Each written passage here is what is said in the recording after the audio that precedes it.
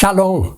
Estamos aqui mais uma vez no nosso momento Pão do Céu para trazer uma palavra de Deus ao seu coração.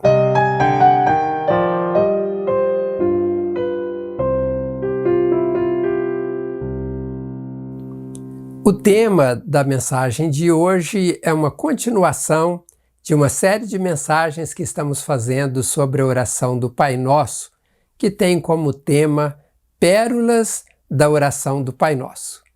A mensagem de hoje é a sexta e última mensagem desta série. Se você ainda não viu as demais mensagens desse tema, eu recomendo que você veja todas elas, pois a oração do Pai Nosso, sendo um modelo de oração tão importante deixado de Jesus para nós, mais do que orarmos ela, precisamos entender os significados de cada frase que compõe esta importante oração. Como fizemos nas mensagens anteriores, vamos ler a oração completa conforme relatos de Mateus, capítulo 6, versos 9 ao 13, de acordo com a Almeida Corrigida Fiel, que diz ali o seguinte, o texto: Portanto, vós orareis assim: Pai nosso que estás nos céus, santificado seja o teu nome, venha o teu reino, seja feita a tua vontade, assim na terra como no céu. O pão nosso de cada dia nos dá hoje, e perdoa-nos as nossas dívidas, assim como nós perdoamos aos nossos devedores. E não nos conduzas à tentação, mas livra-nos do mal, porque teu é o reino e o poder e a glória para sempre. Amém. Pois bem, como já vimos até o verso 12 nas mensagens anteriores, hoje nós vamos dar prosseguimento, vendo o que o verso 13 nos tem a revelar de acordo com os ensinos de Jesus. Esta então vai ser a última parte, como já disse, das mensagens que elaborei sobre o Pai Nosso. Este verso da oração do Pai Nosso, ele tem diferenças entre a oração feita pelas igrejas protestantes, ou evangélicas, e a oração também feita pela Igreja Católica. Mas antes de apontar essas diferenças que há entre a oração feita pela Igreja Católica e a Igreja Protestante, eu quero dizer que não vou aqui criticar e nem defender nenhuma das versões. Só vou comentar essas diferenças para que você possa ter o entendimento de um lado e também de outro.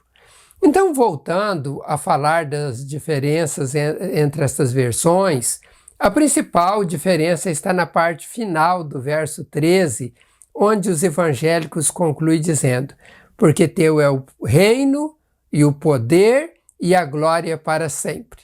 E na versão da Igreja Católica não se diz esta parte. A explicação para existir essa diferença são duas. A primeira delas é que a Igreja Católica alega não ter esta parte nos melhores originais do primeiro século. E, portanto, entendem que esta parte foi então acrescentada depois como uma forma de exaltação a Deus.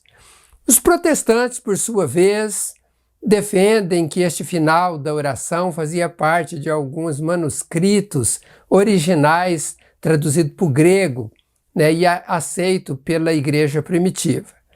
De fato, tem várias versões da Bíblia grega que traz este final da oração feita pela igreja protestante. Mas uma coisa que preciso destacar aqui é que não se pode atribuir à igreja protestante esse suposto acréscimo no final da oração com a frase porque teu é o reino, o poder e a glória para sempre.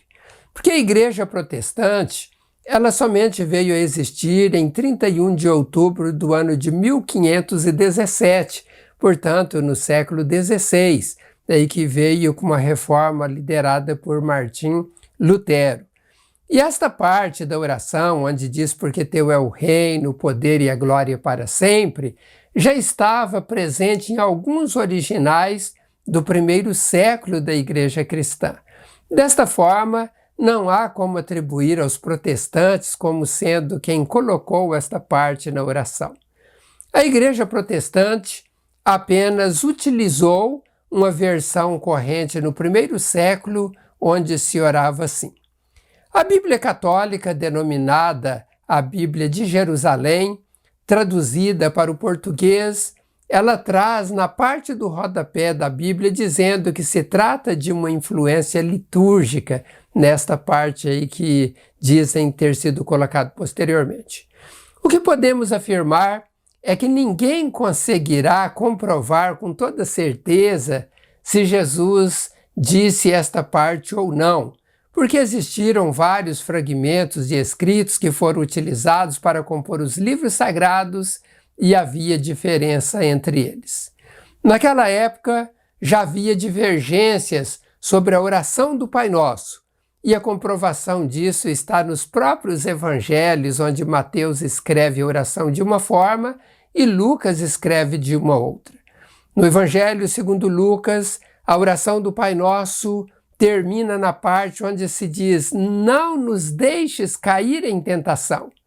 No original dos escritos segundo Lucas, nem aparece a parte da oração onde se diz: mas livra-nos do mal. E também não aparece o final da oração com a frase: porque teu é o reino e o poder e a glória para sempre. Então notem que há diferenças até mesmo entre os escritos dos evangelhos, os escritores dos evangelhos Mateus e Marcos. Diante desta divergência, a pergunta que precisamos fazer é: está errado orar dizendo no final: porque teu é o reino e o poder e a glória para sempre? A resposta é não. Ainda que haja estas divergências no que se refere ao texto original, terminar a oração dizendo: porque teu é o poder e a honra e a glória para sempre, é uma exaltação a Deus. E toda exaltação a Deus, quando feita com um coração sincero, Deus a recebe e se agrada disso. Outra consideração a ser feita é que, na dúvida, é melhor fazer ela completa do que excluir esta parte final de exaltação a Deus. Explicado essas divergências, vou falar agora sobre outra parte do verso 13 de Mateus 6, onde Jesus nos ensina a orar dizendo: não nos deixes cair em tentação, mas livra-nos do mal. Aqui também há uma divergência tanto nas traduções utilizadas pelos evangélicos, como também nas utilizadas pelos católicos. Por exemplo, na Bíblia Católica Ave Maria e na Bíblia Evangélica Nova Versão Internacional, o texto é semelhante e lá diz o seguinte: e não nos deixes cair em tentação, mas livra-nos do mal, que é o que nós utilizamos nas nossas orações do Pai Nosso. Na Bíblia de Jerusalém, diz um pouco diferente. Lá diz o seguinte: não nos exponhas à tentação, mas livra-nos do maligno. Já na tradução Almeida Corrigida Fiel, está bem diferente. O texto nesta versão diz: e não nos conduzas à tentação. E foi este que eu li ali no início, quando estava lendo a oração do Pai Nosso. E na Almeida Revista Corrigida diz: e não nos induzas à tentação. Aqui parece estar realmente distorcida a tradução, quando figura como sendo não nos induzas ou conduzas à tentação. A Igreja Católica, em suas traduções para o português, corrigiu este problema já há muito tempo e traduziram corretamente para o português como não nos deixes cair em tentação. As versões evangélica, Nova Versão Internacional e Revista Atualizada também já trazem de forma corrigida esta parte. Já em versões em alguns países da Europa, como por exemplo a Itália e a França, o texto ainda continuava distorcido até o ano de 2020. Em 2020, o Papa Francisco determinou que fossem alterados todos os textos bíblicos que ainda tinha esta parte: não nos induzas à tentação ou não nos conduzas à tentação. Esta correção feita em 2020 pela Igreja Católica alinha com o que diz o texto bíblico em Tiago, capítulo 1, verso 13, que diz o seguinte: ninguém sendo tentado, diga de Deus sou tentado, porque Deus não pode ser tentado pelo mal e a ninguém tenta. Olhando então para este texto, fica evidente que devemos pedir para Deus não nos deixar cairmos em tentação e também devemos pedir para que Ele nos livre do mal.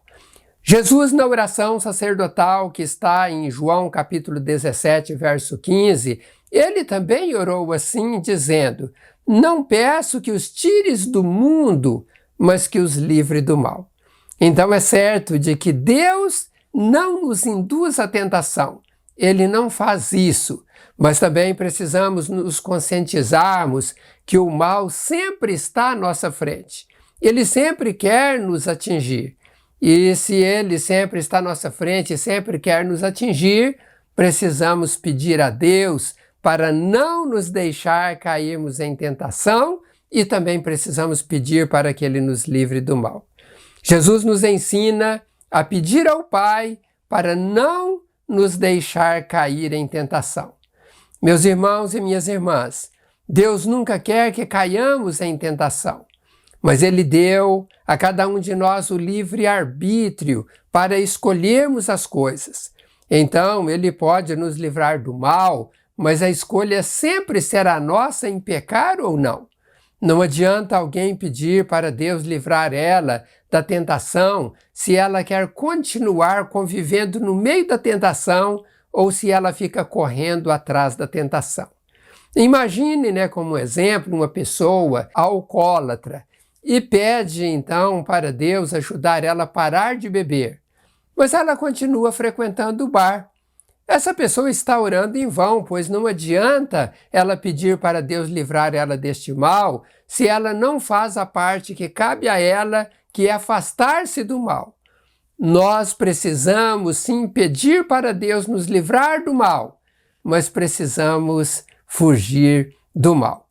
O apóstolo Paulo, escrevendo em 2 Timóteo capítulo 2, ali da parte B do verso 19 até o verso 22, ele diz o seguinte: afaste-se da iniquidade todo aquele que confessa o nome do Senhor. Numa grande casa há vasos não apenas de ouro e prata, mas também de madeira e barro, e também de madeira e barro. Alguns são para a desonra, outros são para a honra. Se alguém se purificar destas coisas, será vaso para a honra, santificado, útil para o Senhor e preparado para toda boa obra.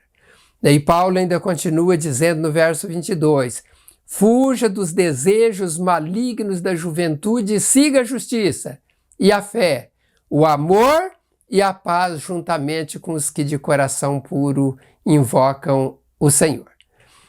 Notem que Paulo diz que há vasos de honra e vasos de desonra, e se alguém quer ser vasos de honra, deve se purificar dos pecados.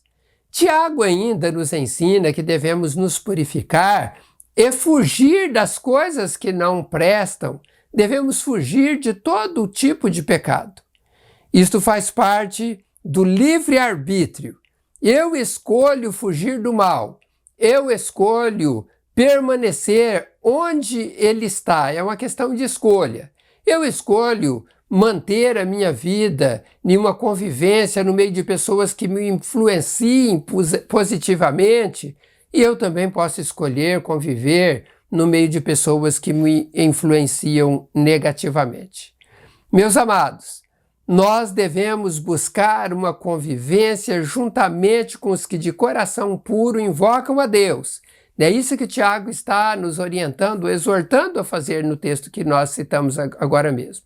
Se eu quero abandonar um determinado pecado que é a minha fraqueza, eu não posso permanecer no meio das pessoas que praticam tal pecado.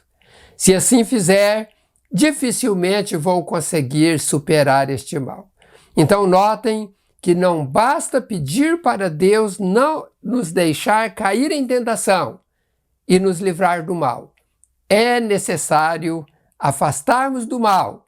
É necessário fugirmos do mal, é necessário tomarmos esta postura para que Deus venha nos proteger.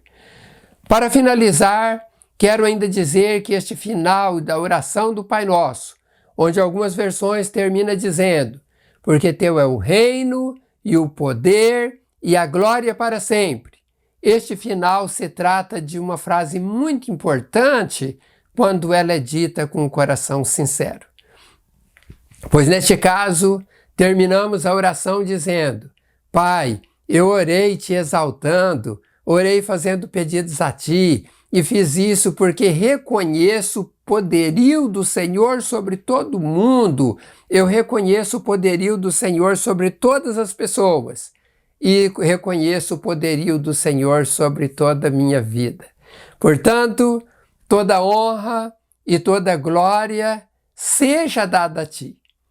Esta é uma forma maravilhosa de terminarmos uma oração, reconhecendo a soberania de Deus e reconhecendo o seu infinito poder, né, e mostrando a Ele o nosso reconhecimento de que toda honra e toda glória seja dada a Ele. Que Deus nos ajude a sempre orarmos assim, com o nosso coração sincero diante deste Deus maravilhoso. E falando em oração, eu quero neste momento orar para que Deus assim abençoe a sua vida. Oremos. Senhor, acabei de entregar uma palavra que o Senhor colocou no meu coração para transmitir a todas estas pessoas que me ouvem nesta hora. E eu peço, ó Pai, em nome do Senhor Jesus, que o Senhor ajude, ó Pai, todos nós a orarmos com o coração sincero, falando de palavras que condiz com aquilo que está no íntimo do nosso coração. E que nós, ó Deus, como aprendemos na lição de hoje, ó Deus, orarmos para que o Senhor nos livre do mal, ó Deus, para que o Senhor não nos deixe cair em tentação, mas que possamos fazer o dever de casa, que é, ó Deus, nos afastarmos de todo o mal, ó Deus, de toda tentação, para que não venhamos a tropeçar nelas e vir assim a desagradar ao Senhor. Ó Deus, coloca as tuas mãos. Se há alguém, ó Deus, que me ouve nesta hora, que tem fraquezas com determinados pecados, determinados vícios, meu Deus, coloque as tuas mãos e abençoe e ajude esta pessoa a se livrar deste mal. E dai forças, ó Deus, para ela tomar a iniciativa, usar do livre-arbítrio que o Senhor assim a deu, para que ela se livre deste mal e assim seja protegida pelo Senhor e caminhe na tua presença, sendo abençoada em todas as áreas da vida. E eu peço então, ó Pai, nesta hora, que o Senhor também venha abençoar os teus filhos no pão de cada dia, no salário, na renda, ó Deus, nos negócios daqueles que são empresários, e que eles possam, ó Deus, também agradecer ao Senhor pelas bênçãos que assim alcançarão. Eu peço ainda para aqueles que estão enfermos, que o Senhor toque nestes corpos enfermos e tire, Senhor, toda doença desde a cabeça aos pés. Com a autoridade que o Senhor nos dá, eu repreendo doença. Saia deste corpo agora e vá embora, para nunca mais voltar. Ajude, meu Deus, os teus filhos a tomarem posse da cura, da libertação, e que eles possam glorificar ao Senhor e testemunhar das tuas maravilhas. Esta é a minha oração, em nome do Senhor Jesus. Amém. Que Deus assim abençoe a todos, em nome de Jesus, e nós estaremos aqui em breve, se Deus assim quiser, para trazer mais uma mensagem ao seu coração. Eu peço que você multiplique estas mensagens para os seus amigos e também se inscreva no canal Palavras de Vida. Tem o logotipo ali logo embaixo no lado direito do seu vídeo. Clique ali, em 10 segundos você vai se inscrever e vai fazer parte das pessoas que estão nos apoiando neste projeto. E eu tenho orado para que Deus esteja abençoando todos os nossos apoiadores. Então que Deus te abençoe. Até em breve, se Deus assim quiser. Um abraço a todos e a todas.